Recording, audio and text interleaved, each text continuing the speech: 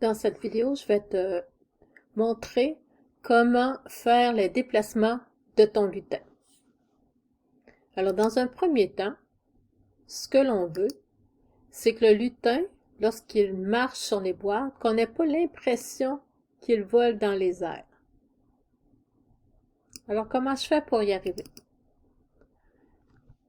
On revient dans cette page. Alors ici, on a ce qu'on appelle les polygones de collision.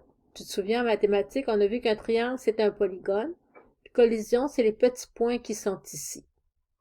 Alors, c'est très important que ton polygone de collision, tu fasses comme un petit rectangle qui va entourer ton personnage. Alors, tu vois-tu les petits points ici? On peut les déplacer et on vient les placer sous les pieds pour que les pieds soient bien sur nos solides. Et on fait comme un petit rectangle. On fait la même chose avec chacun des dessins que le dessinateur va t'avoir fait. Alors, tu vois, j'ai comme un petit rectangle ici. La même chose pour la dernière position. Maintenant, regarde ce qui se passe si je déplace un polygone de collision.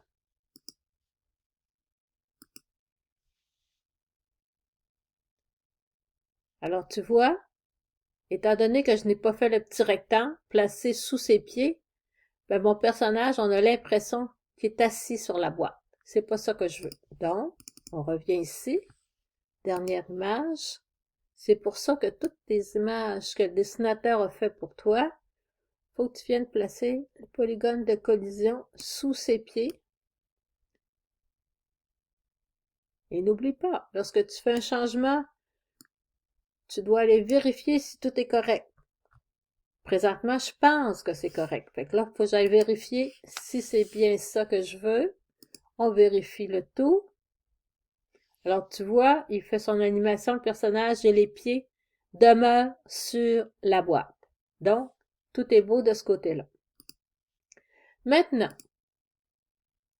dépendamment de ce que je veux dans mon tableau, parfois, je vais vouloir que le personnage aille vite. Parfois, je veux qu'il aille plus lentement. Parfois, je vais vouloir que les sauts soient vraiment très hauts. Parfois, c'est pas nécessaire.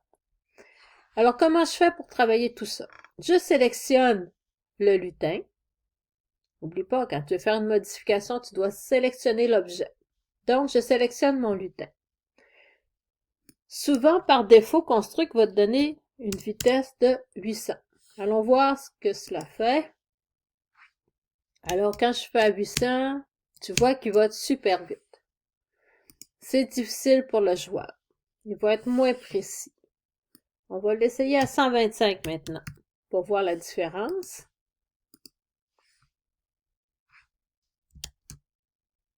Alors là, tu vois que quand je déplace avec les flèches, oh là, ça n'a vraiment pas de bon sens. C'est pas assez rapide. Donc, si je le place à 500, on va aller vérifier si cela me convient.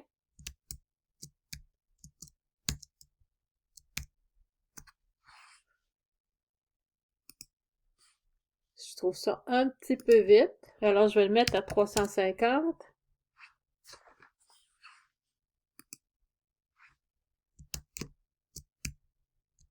Ah, tu vois, il est moins vite.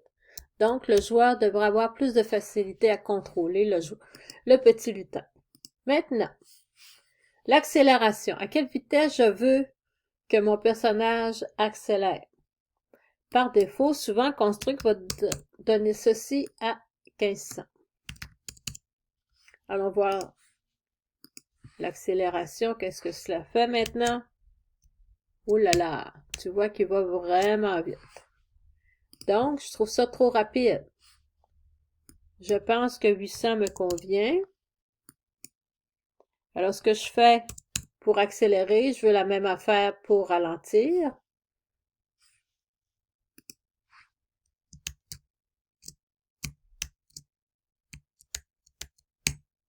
C'est une bonne vitesse, je pense. Il est toujours temps de le changer à n'importe quel moment dans ton jeu. Ensuite, ici, on a la force du saut.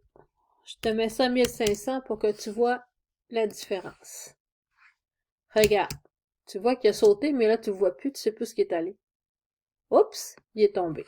Donc, tu vois que, dépendamment de ton tableau, peut-être que si tu avais une énorme boîte à sauter, 1500 conviendrait. Mais ici, on voit que nettement, 1500, c'est beaucoup trop haut.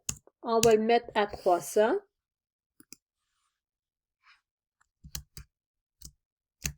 Cela me convient. Gravité et vitesse maximum de chute, on le laisse ça à 1000. Le maintien du saut 150, puis ce qui est coché là, on le laisse là également. Alors, quand je remets l'animation, tu te rends compte que quand je tombe,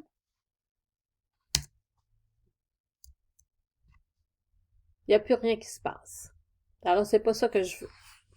Moi, ce que je veux, c'est que lorsque le personnage va tomber, que le jeu puisse reprendre du début. Donc, je vais aller ajouter un événement. Je vais dire ajouter.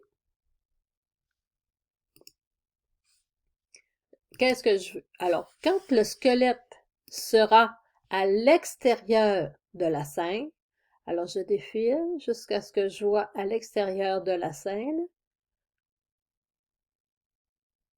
qui est ici, dans taille et positionnement, est à l'extérieur de la scène. Donc, puis pour faire un rappel, automatiquement Construct met le dessin de ton personnage. Alors, c'est encore un indice pour te dire, est-ce que c'est bien le personnage que tu veux? Oui, c'est celui-là. Lorsque mon personnage est à l'extérieur de la scène, alors je vais lui ajouter une action. Ce que je veux, c'est que le jeu redémarre. Donc, il faut que j'aille dans Système. Suivant. Je défile jusqu'à Scène. Tu vois ici, le thème, c'est Scène. Redémarrer la scène. Suivant. Alors maintenant, je vais aller voir ce qui se passe. Donc, on le fait tomber. Et voilà, il est revenu au début. Alors, dans une autre vidéo, je te montrerai d'autres déplacements.